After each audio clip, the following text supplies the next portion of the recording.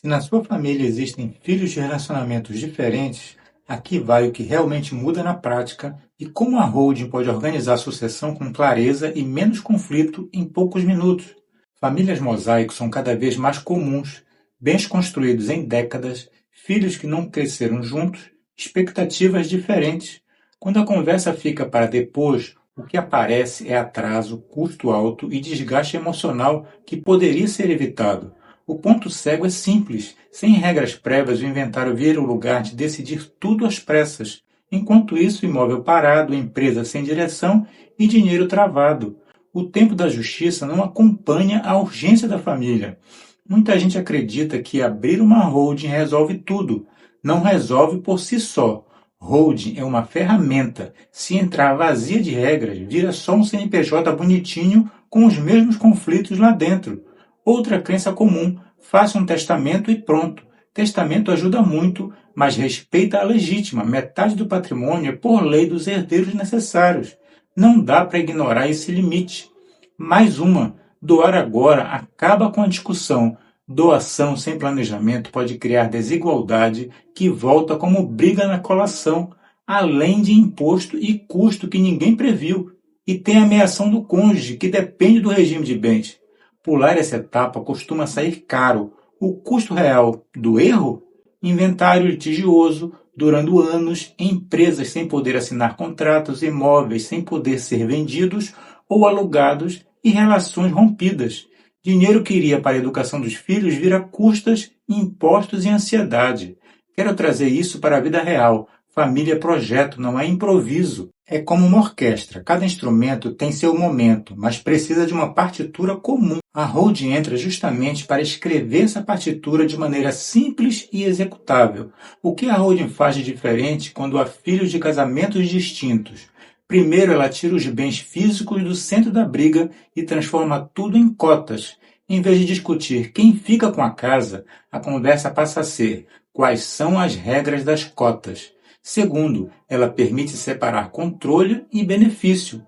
O patriarca ou a matriarca pode manter o usufruto, seguir administrando e recebendo os frutos, enquanto os filhos têm cotas com regras de saída, preferência e distribuição. Terceiro, ela viabiliza governança mínima, acordo entre os sócios, política de voto, política de distribuição e um caminho claro se alguém quiser sair.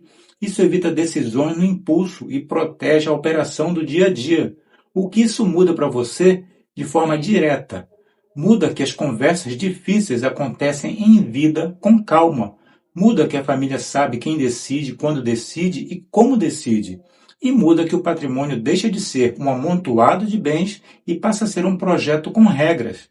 Agora, os limites, porque honestidade aqui é método. A holding não elimina a legítima dos herdeiros necessários. Metade do patrimônio continua protegida por lei. A holding também não mexe na meação. O que é do cônjuge conforme o regime de bens continua sendo. E holding não é escudo mágico contra dívidas ou fraudes. Se houver excesso, o judiciário alcança. Também não existe solução única. Tem família em que a melhor régua é distribuir poder de voto desproporcional por um tempo. Em outras, é criar um conselho de família para decisões estratégicas e deixar a gestão do dia a dia com quem tem perfil técnico. O que importa é ter uma régua clara e escrita. Como transformar isso em passos práticos, sem drama e sem pressa? Passo 1. Mapa das pessoas e do patrimônio. Liste bens, empresas, dívidas, quem é de qual união, quais regimes de bens e quais expectativas existem. Sem esse mapa, qualquer desenho é chute. Passo 2. Escolha da régua. Quem decide o quê? Como se distribuir? Qual é a política de saída? Vai existir direito de preferência? Haverá cláusula de proteção, como incomunicabilidade, quando fizer sentido?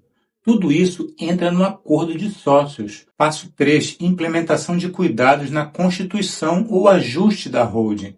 Integralize os bens de forma correta, observando impostos e custos. Marque no calendário uma revisão anual. Vida muda, regra acompanha.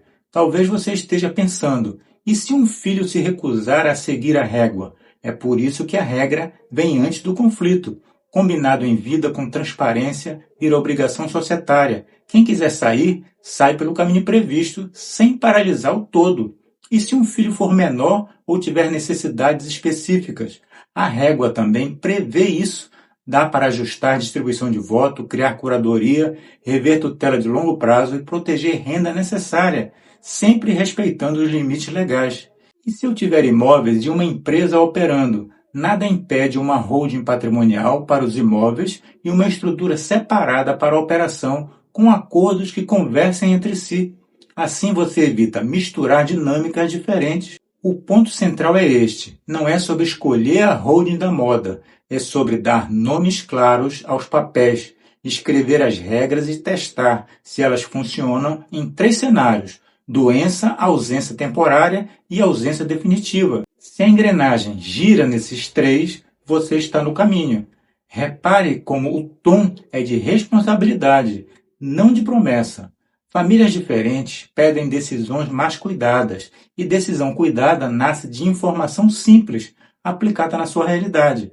Se eu pudesse condensar tudo em 3 efeitos práticos para famílias com filhos de casamentos diferentes, seriam estes: previsibilidade nas decisões, proteção nas relações e continuidade econômica do patrimônio. Previsibilidade porque todo mundo sabe como o jogo é jogado. Proteção porque o conflito perde espaço para o procedimento. Continuidade porque o patrimônio segue produzindo e não travado em papelada. Cada família tem contornos próprios. O desenho jurídico certo respeita a lei, a história e os limites emocionais de quem vai conviver com a regra. Organização evita conflito. Decidir no tempo certo protege a família. Inscreva-se no canal. Fique com Deus e lembre-se, juntos podemos prosperar.